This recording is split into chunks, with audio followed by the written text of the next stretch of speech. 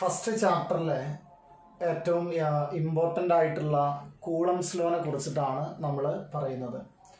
Coulomb's law discuss ചെയ്യുന്നത് രണ്ട് ചാർജുകൾ തമ്മിലുള്ള ഫോഴ്സിനെ കുറിച്ചാണ്. അപ്പോൾ കൂളംബിക് ഫോഴ്സ്,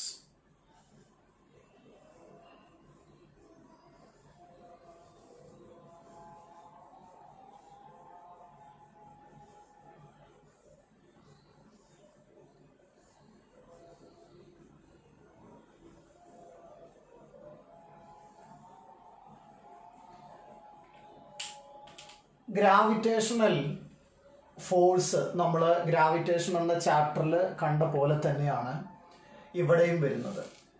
ഇവിടെ നമ്മൾ ആ കൂളംബിക് ഫോഴ്സിന് പറയുന്ന കണ്ടീഷൻസ് നല്ലവണ്ണം നോക്കണം.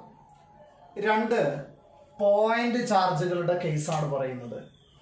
പോയിന്റ് ചാർജ് എന്ന് പറഞ്ഞാൽ വളരെ ചെറിയ ചാർജുകൾ, അത് മാത്രമല്ല സ്റ്റാറ്റിക് ആവണം, അത് മൂവ് ചെയ്യുന്നത് ആയിരിക്കാൻ പാടില്ല. അപ്പോൾ രണ്ട് സ്റ്റാറ്റിക് പോയിന്റ് ചാർജുകൾ, വളരെ ചെറിയ ചാർജ് ആവണം. അപ്പോൾ പോയിന്റ് ചാർജ് എന്ന് പറഞ്ഞാൽ നമ്മുടെ മനസ്സിൽ വരുന്നത് ചെറിയ ചാർജ് എന്നുള്ളൊരു കൺസെപ്റ്റാണ്. ഇതല്ലാതെ ഇതിനൊരു ഡെഫിനിഷൻ ഉണ്ട്, അത് നമ്മൾ ഇലക്ട്രിക് ഫീൽഡ് എന്ന പാർട്ടിൽ പറയും. അപ്പോൾ പോയിന്റ് ചാർജ് ഞാൻ ഇവിടെ റെപ്രസെന്റ് ചെയ്യാണ്. ഒരു Q1 എന്ന് പറയുന്ന ഒരു പോയിന്റ് ചാർജും Q2 എന്ന് പറയുന്ന മറ്റൊരു പോയിന്റ് ചാർജും. പോയിന്റ് ചാർജ് ആണ്, അതോടൊപ്പം തന്നെ അത് സ്റ്റേഷനറി ചാർജ് ആണ്. ഇവർ r ഡിസ്റ്റൻസ് അകലെ നമ്മൾ സെപ്പറേറ്റ് ചെയ്ത് വെച്ച് കഴിഞ്ഞാൽ ഇത് പോസിറ്റീവും പോസിറ്റീവ് ആണെങ്കിൽ റിപ്പൽ ചെയ്യും, നെഗറ്റീവ് നെഗറ്റീവ് ആണെങ്കിൽ അട്രാക്ട് ചെയ്യും, പോസിറ്റീവ് നെഗറ്റീവ് ആണെങ്കിൽ അട്രാക്ട് ചെയ്യും, നെഗറ്റീവ് നെഗറ്റീവ് റിപ്പൽ ചെയ്യും. ഈ അട്രാക്റ്റീവോ അല്ലെങ്കിൽ റിപ്പൾസീവോ ആയിട്ടുള്ള ഫോഴ്സ് എന്ന് പറയുന്നത് directly proportional to product of their charges ആയിരിക്കും. നമ്മൾ എക്സ്പെരിമെന്റലി വഴി നമ്മൾ കണ്ടെത്തുന്നതാണ്. പ്രൊഡക്റ്റ് ഓഫ് ദെയർ ചാർജസിന് പ്രൊപ്പോർഷണലായിരിക്കും. അതോടൊപ്പം തന്നെ നമ്മളൊരു കാര്യം മനസ്സിലാക്കേണ്ടത്, പോയിന്റ് ചാർജ് ആണ്, സ്റ്റേഷനറി ആണ്. നമ്മൾ ഈ രണ്ട് ചാർജുകളെ വെച്ചിട്ടുള്ളത് വാക്വത്തിലാണ്. അങ്ങനെയാണെങ്കിൽ ആ ഫോഴ്സ് ആർക്ക് പ്രൊപ്പോർഷണലായിരിക്കും? പ്രൊഡക്റ്റ് ഓഫ് ദെയർ ചാർജസിന് ഡയറക്ട്ലി പ്രൊപ്പോർഷണലാണ്. അതേപോലെ ആ ഫോഴ്സ് അവർ തമ്മിലുള്ള ഡിസ്റ്റൻസിന് ഇൻവേഴ്സ്ലി പ്രൊപ്പോർഷണലാണ്. 1/r² പ്രൊപ്പോർഷണലാണ്. ഡിസ്റ്റൻസിന്റെ സ്ക്വയറിനാണ് ഇൻവേഴ്സ്ലി പ്രൊപ്പോർഷണലായിട്ട് വരുന്നത്.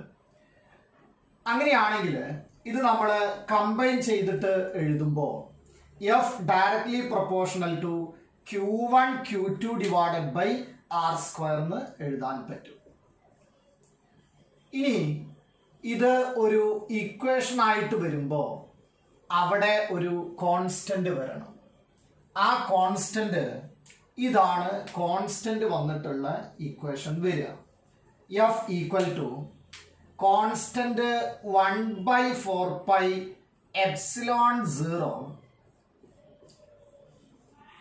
Into Q1 Q2 r². ആ കോൺസ്റ്റന്റ് നോക്കൂ, നമ്മൾ സാധാരണ കേട്ടിട്ടില്ല ഇതുവരെ ആ കോൺസ്റ്റന്റ് അല്ലേ. ആ കോൺസ്റ്റന്റ് വരുന്നത് 1/4πε0 എന്നാണ്. അപ്പോൾ രണ്ട് ചാർജുകൾ തമ്മിലുള്ള ഫോഴ്സിന്റെ equation 1/4πε0 into Q1 Q2 r². ഇതാണ് രണ്ട് ചാർജുകൾ തമ്മിലുള്ള കൂളംബിക് ഫോഴ്സിന്റെ ഇക്വേഷൻ കിട്ടിയത്. അതിൽ നമ്മൾ ശ്രദ്ധിക്കേണ്ട ഒരു കാര്യം, രണ്ട് ചാർജുകൾ പോയിന്റ് ചാർജ് ആണ്, ആ പോയിന്റ് ചാർജുകൾ സ്റ്റേഷനറി ആണ്. നമ്മൾ ആ ചാർജുകളെ വെച്ചിട്ടുള്ളത് വാക്വത്തിലാണ്. വാക്വം അല്ലെങ്കിൽ അതിന് തത്തുല്യമായിട്ട് നമ്മൾ എടുക്കും എയർ, എയർ അല്ലെങ്കിൽ വാക്വം. അങ്ങനെയാണെങ്കിൽ ആദ്യം നമുക്ക് ഇവിടെ ഡിസ്കസ് ചെയ്യാനുള്ളത് ആ കോൺസ്റ്റന്റിനെ കുറിച്ചാണ്. ആ കോൺസ്റ്റന്റില് ഒരു ε0 എന്നുള്ള ആള് വന്നു. ε0 എന്ന് പറയുന്നത് നമ്മൾ അതിനെ വിളിക്കും absolute permittivity of free space.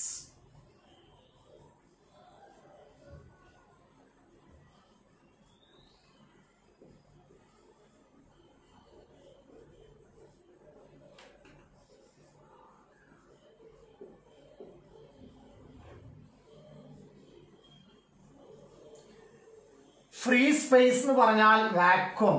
ആ വാക്വത്തിന് ഈക്വൽ ആയിട്ട് തന്നെയാണ് നമ്മൾ ആരെയും കൺസിഡർ ചെയ്യുന്നത്, എയറിനെയും കൺസിഡർ ചെയ്യുന്നത് കേട്ടോ. അത് നമ്മൾക്ക് വരും സെക്ഷനിൽ മനസ്സിലാവും. എപ്സിലോൺ സീറോനെ വിളിക്കുന്ന പേരാണത് absolute permittivity of free space or air. എന്താണ് ആ എപ്സിലോൺ സീറോ കാണിക്കുന്നത് ചോദിച്ചാൽ, മുമ്പ് നമ്മൾ കണ്ടിട്ടുള്ളത് മാഗ്നറ്റിക് ഫീൽഡ് ലൈൻസ് കണ്ടിട്ടുണ്ട് മാഗ്നറ്റിന് ചുറ്റും. അതേപോലെ ചാർജുകൾക്ക് ചുറ്റും ഇലക്ട്രിക് ഫീൽഡുകളുണ്ട്. ആ മാഗ്നറ്റിക് ഫീൽഡ് ലൈൻസ് ആ മാഗ്നറ്റിന്റെ അകത്തോട്ട് കയറി പോകുന്നുണ്ട്. അപ്പോൾ ഒരു മാഗ്നറ്റിലൂടെ ഫീൽഡ് ലൈൻസ് വളരെ ഈസി ആയിട്ട് കടന്നു പോകും. ഒരു അയൺ പീസ് എടുത്തു കഴിഞ്ഞാൽ അയൺ പീസിലൂടെ മാഗ്നറ്റിക് ഫീൽഡ് ലൈൻസ് നന്നായിട്ട് കടന്നു പോകും. പക്ഷെ ഈ പെന്നിലൂടെ മാഗ്നറ്റിക് ഫീൽഡ് ലൈൻസ് അത്ര തന്നെ കടന്നു പോകില്ല. അപ്പൊ അതിനൊരു പെർമിഷൻ ഉണ്ട്, എത്രമാത്രം ഫീൽഡ് ലൈൻസിനെ ഓരോ ഒബ്ജക്റ്റും കടത്തിവിടും എന്നുള്ളത് കാണിക്കുന്ന ഒരു ക്വാണ്ടിറ്റി ഉണ്ട് മാഗ്നറ്റിക് ഫീൽഡിൽ. അതേപോലെ ഇലക്ട്രിക് ഫീൽഡ് ലൈൻസിനെ ഒരു ഒബ്ജക്റ്റ് എത്രമാത്രം കടത്തിവിടും എന്ന് കാണിക്കുന്ന ക്വാണ്ടിറ്റിയാണ് എപ്സിലോൺ സീറോ. ഇതിനെ കുറിച്ചിട്ടുള്ള തുടർ പഠനങ്ങൾ പിന്നീട് വരും. അപ്പൊ എപ്സിലോൺ സീറോയുടെ പേര് വരുന്നത് absolute permittivity of free space ആണ്. ഇനി അവിടെ ടോട്ടലായിട്ട് വന്ന കോൺസ്റ്റന്റ് ഉണ്ടല്ലോ, ആ കോൺസ്റ്റന്റ് 1/4 എപ്സിലോൺ സീറോ എന്നാണ്. ഈ 1/4 എപ്സിലോൺ സീറോന്റെ വാല്യൂ 9 × 10⁹9 ആണ്. 9 × 10⁹9. അപ്പൊ നിങ്ങൾ 1/4 എപ്സിലോൺ സീറോ ഇവിടെ വെച്ചാല് ഫോഴ്സിന്റെ യൂണിറ്റ് ന്യൂട്ടൺ, r² വരുമ്പോ newton metre square, Q1 Q2 താഴെ വരുമ്പോ കൂളം സ്ക്വയർ. ഇതാണ് 1/4 എപ്സിലോൺ സീറോന്റെ വാല്യൂം യൂണിറ്റും. എന്താ യൂണിറ്റ് വന്നത്? Newton metre square per coulomb square. ഇതാണ് ഇതിന്റെ വാല്യൂ വരുന്നത്. ആ വാല്യൂ വരുന്നതാവട്ടെ SI യൂണിറ്റിലാണ് കേട്ടോ. എന്തായിരുന്നു ഫോഴ്സിന്റെ equation? 1/4 epsilon zero × Q1 Q2 r². Epsilon zero ഇത് നമ്മളിപ്പോൾ ആദ്യമായിട്ട് കേൾക്കുന്ന ഉച്ചരിക്കുന്ന വാക്കായിരിക്കാം, പക്ഷേ സിമ്പിളാണ്. കാരണം ഈ ചാപ്റ്ററിൽ ഇനി അങ്ങോട്ട് എപ്സിലോൺ സീറോകളേ ഉള്ളൂ. അപ്പോൾ അത് പറഞ്ഞ് നമ്മൾ ശീലമായി പോകും. എപ്സിലോൺ സീറോയുടെ പേര് absolute permittivity of free space ആണ്. 1/4 എപ്സിലോൺ സീറോന്റെ വാല്യൂ ഇനി അങ്ങോട്ട് നമ്മൾ ഇതന്നെ ആവും കേൾക്കുക. അപ്പൊ ആ വാല്യൂ എന്തായാലും മനസ്സിൽ നിന്നോളും. 9 × 10⁹9 newton metre square per coulomb square ആണ്. ഇതിന്റെ SI യൂണിറ്റ് ആണിത്. ഇതിന്റെ കൂടെ തന്നെ നിങ്ങൾ എന്ത് പഠിച്ചു വെക്കണം എന്നറിയോ? CGS യൂണിറ്റില് 1/4 എപ്സിലോൺ സീറോന്റെ വാല്യൂ എത്രയാ വരിക എന്നുള്ളത് വെറുതെ ഒന്ന് നോക്കി വെക്കണം. 1/4 എപ്സിലോൺ സീറോ CGS യൂണിറ്റിലാണെങ്കിൽ അതിന്റെ വാല്യൂ 1 ആണ്. അത് ഏത് യൂണിറ്റിലാണ് വരിക? CGS യൂണിറ്റ് ആണെങ്കിൽ അതിന്റെ വാല്യൂ വരുന്നത് 1 ആണ്. കൂളംസ് ലോ പോയിന്റ് ചാർജുകൾക്ക്, സ്റ്റേഷനറി ചാർജുകൾക്ക് ഇപ്പൊ നമ്മൾ അത് പ്ലേസ് ചെയ്തിരുന്നത് വാക്വത്തിലാണ്. ഇക്വേഷൻ വന്നത് 1/4 epsilon zero × Q1 Q2 r² ആണ്. എപ്സിലോൺ സീറോനെ വിളിക്കും absolute permittivity of free space അല്ലെങ്കിൽ എയർ. 1/4 എപ്സിലോൺ സീറോന്റെ വാല്യൂ വരുന്നത് 9 × 10⁹9 newton metre square per coulomb square. അത് SI യൂണിറ്റിലാണ്. CGS യൂണിറ്റില് 1/4 എപ്സിലോൺ സീറോന്റെ വാല്യൂ 1 ആണ്. അങ്ങനെയാണെങ്കിൽ നമുക്കിവിടെ വന്ന ആ എപ്സിലോൺ സീറോനെ കുറിച്ചിട്ട് നമുക്കൊന്ന് പഠിക്കാം.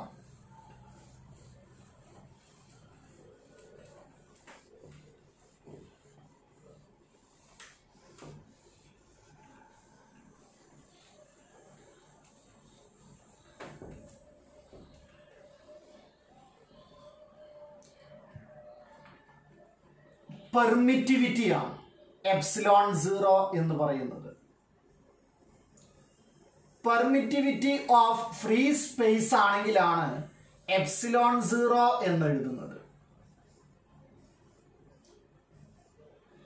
ആ എപ്സിലോൺ സീറോക്ക് ആവശ്യമായ കാര്യങ്ങൾ, അതിനെക്കുറിച്ച് എന്തൊക്കെയാണ് നമ്മൾ അറിഞ്ഞിരിക്കേണ്ടത്? ഒന്ന്, 1/4π എപ്സിലോൺ സീറോന്റെ വാല്യൂ നമുക്കറിയാം. 9 × 10⁹ newton metre square per coulomb square ആണ്. അങ്ങനെയാണെങ്കിൽ ഇതിൽ നിന്ന് എപ്സിലോൺ സീറോന്റെ വാല്യൂ മാത്രം നമുക്ക് എന്ത് ചെയ്യാം? വേർതിരിച്ചെടുക്കാൻ പറ്റും. എപ്സിലോൺ സീറോന്റെ വാല്യൂ അത് നമ്മൾ ഇനി അങ്ങോട്ട് ചിലപ്പോൾ ഉപയോഗിച്ച് കൊള്ളണമെന്നില്ല, പക്ഷെ ആവശ്യം വരും. അതുകൊണ്ട് ആ വാല്യൂ നിങ്ങൾ മറക്കരുത്. ഇത് നിങ്ങൾ എനിക്ക് മറന്നാലും കുഴപ്പമില്ല, നിങ്ങൾ ഇനി ഒരുപാട് തവണ കേൾക്കും. അപ്പൊ എപ്സിലോൺ സീറോന്റെ വാല്യൂ വരുന്നത് 8.854 ഇവിടുന്ന് തന്നെ ഉണ്ടാക്കിയെടുത്താൽ മതി, into 10⁻⁻12 coulomb square per newton metre square. ഇതാണ് എപ്സിലോൺ സീറോന്റെ വാല്യൂ വരിക. ഇനി ഇത് ഉപയോഗിച്ച് തന്നെ നമുക്ക് എപ്സിലോൺ സീറോന്റെ എന്തുണ്ടാക്കാൻ കഴിയുമെന്നറിയോ? ഡയമെൻഷണൽ ഫോർമുല വേണമെങ്കിൽ ഇവിടുന്ന് ക്രിയേറ്റ് ചെയ്യാം. ഡയമെൻഷണൽ ഫോർമുല പറയുമ്പോൾ എപ്സിലോൺ സീറോയുടെ ഡയമെൻഷണൽ ഫോർമുല ഈ യൂണിറ്റ് നോക്കിയാൽ മതി നിങ്ങൾ. കൂളം സ്ക്വയർ, ആ ചാർജിന്റെ സ്ക്വയറിന്റെ ഡയമെൻഷൻ വേണം. അപ്പൊ ചാർജിന്റെ ഡയമെൻഷൻ നമുക്കറിയുന്നത് 80 ആണ്. 80യുടെ സ്ക്വയർ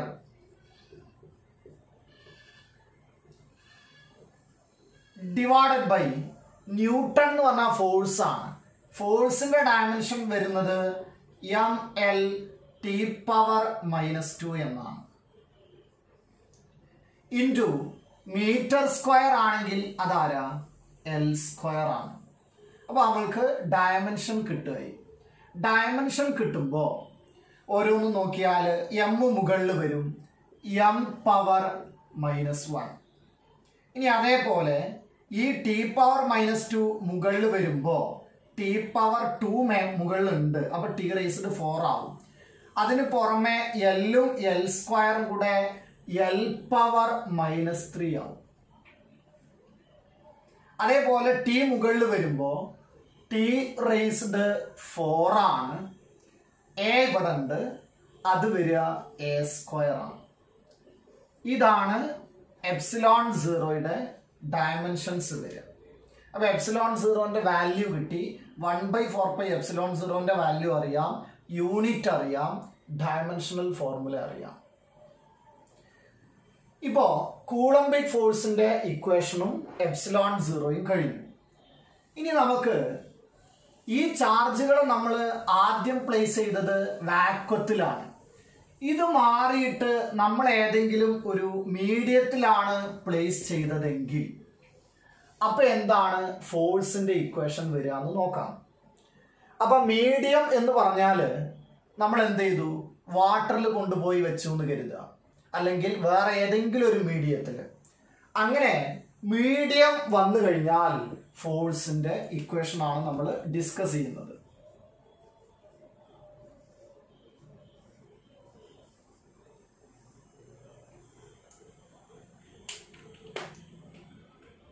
ഇത് നമ്മൾ ആദ്യത്തെ പോലെ തന്നെ Q1 എന്ന ചാർജ് Q2 എന്ന ഒരു ചാർജും r ഡിസ്റ്റൻസ് അകലെ വെച്ചു. അപ്പൊ ഫോഴ്സിന്റെ ഇക്വേഷൻ നേരത്തെ പറഞ്ഞ അതേ രീതിയിൽ തന്നെ, പക്ഷെ ആ ഫോഴ്സിന്റെ ഇക്വേഷനിലെ മാറ്റം നോക്കൂ. 1/4π എപ്സിലോൺ, ഫ്രീ സ്പേസ് ആയപ്പോൾ എപ്സിലോൺ 0 എന്നാണ് നമ്മൾ വിളിച്ചിരുന്നത്. ഇവിടെ നമ്മൾ വിളിക്കുന്നത് epsilon into Q1 Q2 divided by r square. ഇതാണ് നമ്മുടെ ഇക്വേഷൻസ് വരിക. ആ ഇക്വേഷനിൽ നമുക്ക് വരുന്ന മാറ്റം എപ്സിലോൺ ആണ്. ആരാണ് എപ്സിലോൺ എന്ന് നോക്കാം. എപ്സിലോൺ 0 എന്ന് പറയുന്നത് absolute permittivity of free space ആണെങ്കിൽ എപ്സിലോൺ എന്ന് പറഞ്ഞാൽ പെർമിറ്റിവിറ്റി ഓഫ് ദ മീഡിയം ആണ്.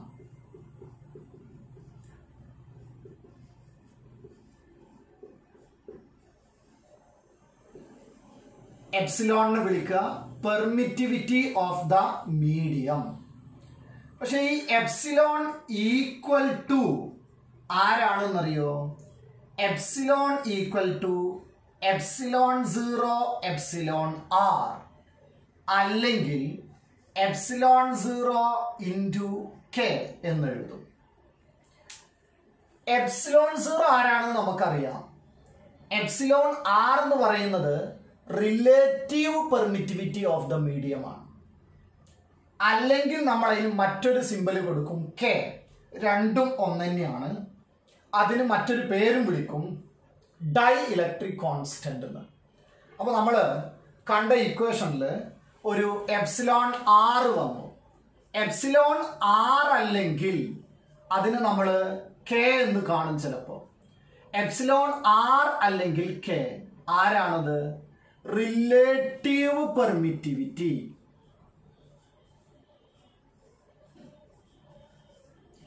Relative permittivity of the medium. അല്ലെങ്കിൽ മറ്റൊരു പേര് കണ്ടു നമ്മൾ. ആ പേര് വന്നത് ഡൈ ഇലക്ട്രിക് കോൺസ്റ്റന്റ്.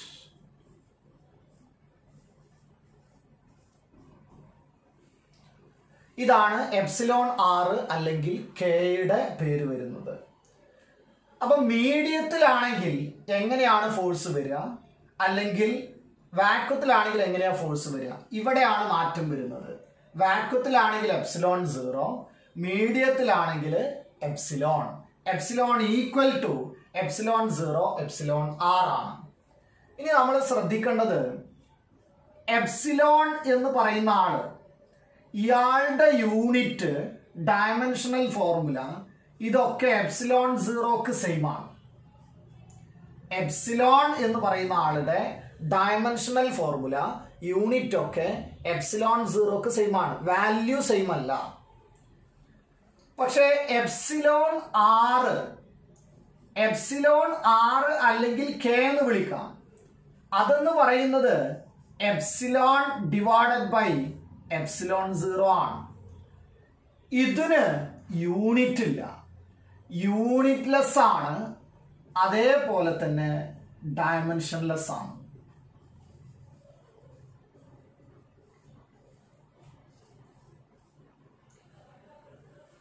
ഇവിടുന്ന് വേണമെങ്കിൽ നമുക്ക് എന്ത് ചെയ്യാന്നറിയോ? ഇതിനൊരു ഡെഫിനിഷൻ ഉണ്ടാക്കാം. ആ ഇക്വേഷൻ നോക്കി പറഞ്ഞാൽ മതി. It is the ratio of permittivity of the medium to the absolute permittivity of free space, അല്ലെങ്കിൽ വാക്വം, അല്ലെങ്കിൽ എയർ എന്ന് പറയാം. അപ്പൊ ആ ഇക്വേഷൻ വെച്ചിട്ട് ഒരു ഡെഫിനിഷൻ ഉണ്ടാക്കാൻ മറക്കരുത് കേട്ടോ. എപ്സിലോൺ ആറിന്റെ definition, it is the ratio of permittivity of the medium to the absolute permittivity of free space. അതിന് യൂണിറ്റ് ഇല്ല, ഡയമെൻഷൻ ഇല്ല. അപ്പോൾ നമുക്ക് മീഡിയം വന്നപ്പോൾ എന്താണ് മാറ്റം ഉണ്ടായത് എന്ന് നോക്കാം. അതിന് നമ്മൾ എയറിൽ വെക്കുമ്പോൾ അല്ലെങ്കിൽ വാക്വത്തിൽ വെക്കുമ്പോഴുള്ള ഫോഴ്സുമായിട്ട് കമ്പയർ ചെയ്യണം. അപ്പോഴാണ് നമുക്കത് ശരിക്കും പറയാൻ കഴിയുക. ഞാൻ എയറിലുള്ള ഫോഴ്സിന്റെ ഇക്വേഷൻ അല്ലെങ്കിൽ വാക്വത്തിലുള്ള ഫോഴ്സിന്റെ ഇക്വേഷൻ എഴുതുമ്പോൾ 1/4 epsilon 0 into Q1 Q2 divided by R² എന്നാണ് വന്നത്. ഇത് മീഡിയത്തിലാണെങ്കിൽ F medium equal to 1/4 epsilon. Epsilon എന്ന് പറഞ്ഞാൽ ആരാ? Epsilon 0 epsilon r into Q1 Q2 divided by R². ഇങ്ങനെയാണ് വരിക. ഇത് നമുക്ക് 3 ആളുകളെ കുറിച്ചാണ് അറിയാനുണ്ടായിരുന്നത്. ഒന്നാമത്തെ ആള് ആരാണ്? എപ്സിലോൺ 0. അടുത്തത് ആരാണ്? എപ്സിലോൺ.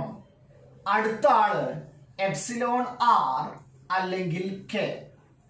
ആ എപ്സിലോൺ ആറിന്റെ പേര് റിലേറ്റീവ് പെർമിറ്റിവിറ്റി. ഇത് പെർമിറ്റിവിറ്റി ഓഫ് ദ മീഡിയം, ഇത് absolute permittivity of free space ആണ്.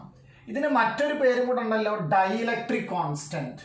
ഇതിന് നമ്മളൊരു ഡെഫിനിഷൻ പറഞ്ഞിരുന്നു അല്ലേ?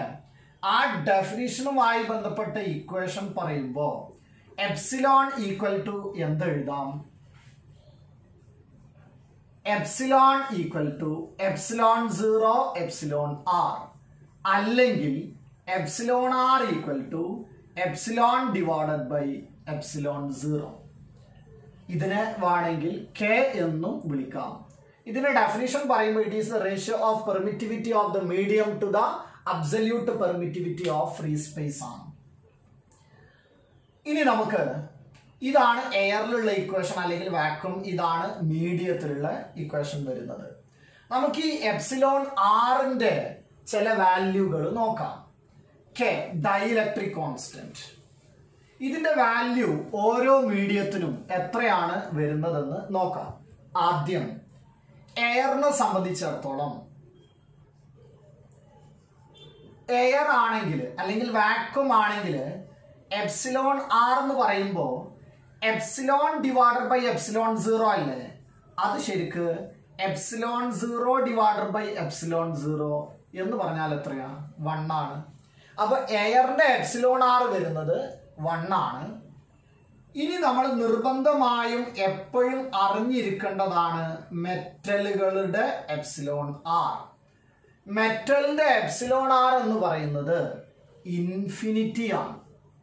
അല്ലെങ്കിൽ ഇതിനൊരു മറ്റൊരു പേരുണ്ടല്ലോ, കെ ഡൈ ഇലക്ട്രിക് കോൺസ്റ്റന്റ്. അപ്പോ രണ്ടാളുകളുടെയും നിങ്ങൾ നിർബന്ധമായും പഠിക്കണം. എയറിൻ്റെത് 1 ആണ്, മെറ്റലിൻ്റെത് എത്രയാണ്? ഇൻഫിനിറ്റി ആണ്. ഇനി മറ്റൊരു എക്സാമ്പിൾ നമുക്ക് നോക്കാം. വാട്ടറിനെ സംബന്ധിച്ചിടത്തോളം dielectric constant epsilon R equal to 80 ആണ് വരിക. 3 വാല്യൂകൾ നിങ്ങളൊന്ന് നോക്കി വെക്കുക. എയറിൻ്റെത് 1 ആണ്, മെറ്റലിൻ്റെത് ഇൻഫിനിറ്റി ആണ്, വാട്ടറിൻ്റെത് വരുന്നത് 80 ആണ് വരുന്നത്. അങ്ങനെയാണെങ്കിൽ നമുക്ക് മീഡിയം വെച്ച് കഴിഞ്ഞാൽ മീഡിയം ഉണ്ടെങ്കിലും ഇല്ലെങ്കിലും എന്താണ് ഇതിൽ വരുന്ന മാറ്റം എന്നൊന്ന് നോക്കാം.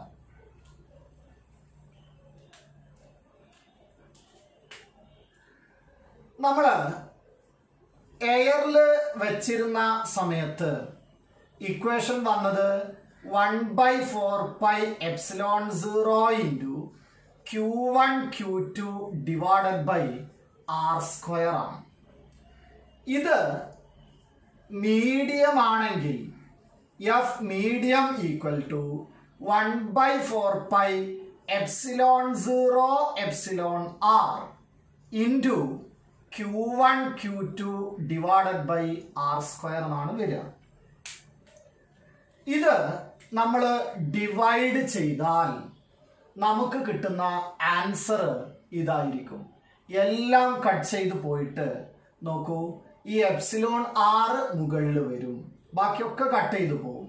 അങ്ങനെയാണെങ്കിൽ F air by F medium ആരാ? എപ്സിലോൺ ആർ മുകളിലാണ് വരിക. അപ്പോ നമ്മൾ അവിടെ എഴുതാണ്, ഇത് ബൈ ഇത് ചെയ്യാതെ ഞാൻ അവിടെ എഴുതുന്നത് നോക്കാം. F medium divided by F air equal to 1/എപ്സിലോൺ ആർ എന്നാണ് കിട്ടുക. ഇതില് എഫ് മീഡിയം ഈക്വൽ ടു എന്താ വരിക? F air divided by R epsilon R എന്നാണ് വരിക. എന്താണ് ഇതിനർത്ഥം? ഇത് ശരിക്കൊന്ന് മനസ്സിലാക്കി വെക്കുക. നമ്മൾ എയർ മാറ്റിയിട്ട് ഏതെങ്കിലും ഒരു മീഡിയം ഇൻട്രൊഡ്യൂസ് ചെയ്താൽ അവിടെ ഉണ്ടായിരുന്ന ഫോഴ്സ് 1/എപ്സിലോൺ ആർ ടൈംസ് ആവും. എന്ന് പറഞ്ഞാൽ ഫോഴ്സ് കുറയും. കാരണം ഏത് മീഡിയത്തിൻ്റെയും എപ്സിലോൺ ആർ ഗ്രേറ്റർ ദാൻ 1 ആണ്. ഏതൊരു മീഡിയത്തിൻ്റെയും എപ്സിലോൺ ആർ വരുന്നത് ഗ്രേറ്റർ ദാൻ 1 ആണ്. അപ്പോൾ നമുക്ക് മീഡിയം ഇൻട്രൊഡ്യൂസ് ചെയ്താൽ എന്ത് ആണ് നമുക്ക് ഒബ്സർവ് ചെയ്യാൻ കഴിയുക? ആ ഒബ്സർവ് ചെയ്യാൻ കഴിയുന്നതിന് നമുക്ക് ഇങ്ങനെ പറയാം. when a medium is introduced,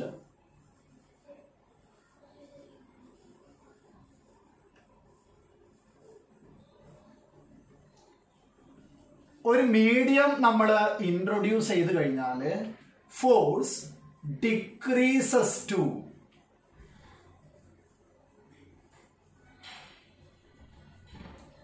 1/epsilon r times 1/epsilon r times ആയിട്ട് ആ ഫോഴ്സ് എന്ത് ചെയ്യും? കുറയും. അപ്പോ ഇതാണ് നമ്മൾ മനസ്സിലാക്കേണ്ട ഒരു സംഗതി. ഇനി ഞാൻ പറയുന്ന കാര്യം നിങ്ങൾ വളരെ ഇമ്പോർട്ടൻ്റ് ആയിട്ട് മനസ്സിലാക്കി വെക്കുക. ഇവിടെ രണ്ട് ചാർജുകളുണ്ട്, Q1 Q2. ഇതിനിടയിൽ വാക്വമാണ്. പക്ഷെ ഞാനൊരു മെറ്റൽ ഇവിടെ ഇൻട്രൊഡ്യൂസ് ചെയ്താൽ, ഒരു മെറ്റൽ ഇൻട്രൊഡ്യൂസ് ചെയ്താൽ അപ്പൊ അതിനിടയിൽ ഒരു മീഡിയം വന്നു. മീഡിയം വന്നാൽ ആ ഫോഴ്സിന്റെ equation F medium equal to 1/4π epsilon 0 epsilon R ഉണ്ട്. എത്രയാ മെറ്റലിന്റെ epsilon R? Infinity into Q1 Q2/r². അപ്പൊ 1/∞ വന്നാൽ എത്ര ആൻസർ വരിക? 0. അപ്പൊ നോക്കൂ, നിങ്ങൾ മെറ്റൽ ആണ് ഇൻട്രൊഡ്യൂസ് ചെയ്തതെങ്കിൽ നിങ്ങൾ ഏത് മീഡിയം ആണെങ്കിലും ഇൻട്രൊഡ്യൂസ് ചെയ്തോളൂ. പക്ഷെ ഏത് ഇൻട്രൊഡ്യൂസ് ചെയ്താലും ഫോഴ്സ് കുറയും. നിങ്ങൾ ഇൻട്രൊഡ്യൂസ് ചെയ്തത് മെറ്റൽ ആണെങ്കിൽ ഫോഴ്സ് ഡിക്രീസസ് ടു 0. ഇതാണ് മീഡിയത്തിന്റെ എഫക്റ്റുകൾ നമ്മൾ ഒന്ന് പഠിക്കേണ്ടത്. ഇതേ മീഡിയത്തിന്റെ എഫക്റ്റ് ആണ് നമുക്ക് ഇതിനെ വിശദീകരിക്കാൻ പറ്റും. ഇപ്പോ ionisation of HCl in water.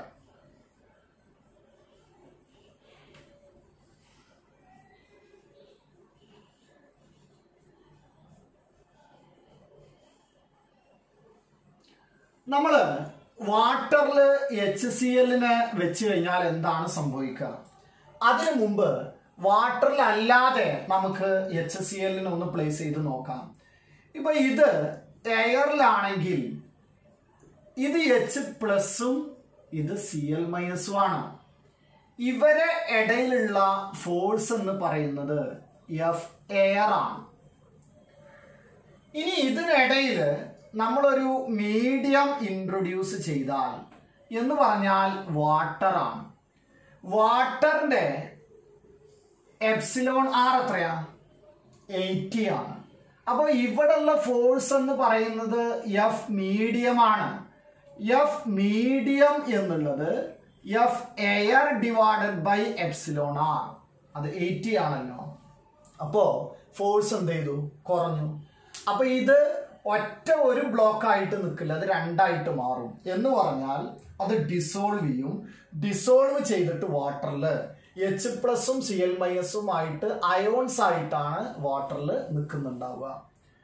ഇതാണ് ഇപ്പോൾ HCl വാട്ടറിൽ ഇട്ട് കഴിഞ്ഞാൽ എന്തുകൊണ്ട് ഡിസോൾവ് ചെയ്യുന്നു എന്നുള്ളത് നമ്മൾക്ക് ഈ ഒരു മെത്തേഡിൽ പറയാൻ കഴിയും. ഇനി നമുക്ക് ഒരു കൂളംബിനെ ഡിഫൈൻ ചെയ്യണമെന്ന് കരുതുക. 1 കൂളംബിനെ നമുക്ക് ഡിഫൈൻ ചെയ്യാൻ കഴിയും. അപ്പോൾ നമ്മളോട് ചിലപ്പോൾ ഡിഫൈൻ 1 കൂളംബ് എന്നുള്ള ഒരു ക്വസ്റ്റ്യൻ ബോർഡ് എക്സാമിന് ചോദിക്കുകയാണെങ്കിൽ നമ്മൾ ഇങ്ങനെയാണ് എഴുതേണ്ടത്: ഡെഫിനിഷൻ ഓഫ് 1 കൂളംബ്.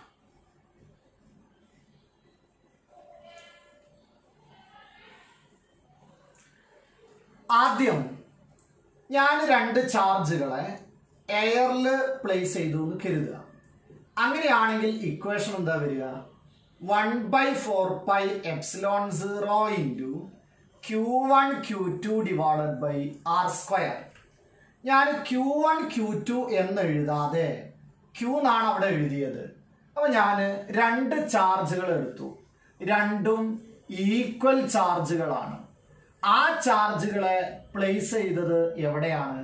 എയറിലാണെങ്കിൽ ആ എയറിൽ ഇത് നമുക്ക് 1 കൂളംബ് ആണെന്ന് അസ്യൂം ചെയ്യാം. ഇതും 1 കൂളംബ് ആണെങ്കിൽ ഈ ഡിസ്റ്റൻസും 1 മീറ്റർ കൊടുക്കുക. അപ്പോൾ ഓരോ ചാർജുകളും 1 കൂളംബ് ആണ്. ഡിസ്റ്റൻസോ 1 മീറ്റർ ആണെങ്കിൽ ഇവിടെ 1/4πε0 വാല്യൂ എത്രയാണ്? 9 × 10⁹ ഇൻറ്റു 1 × 1/1 ഈക്വൽ ടു 9 × 10⁹ ന്യൂട്ടൺ ആണ് കിട്ടുക. അപ്പൊ നോക്കൂ, ഒരു കൂളംബാണ് ചാർജ് ഓരോന്നും.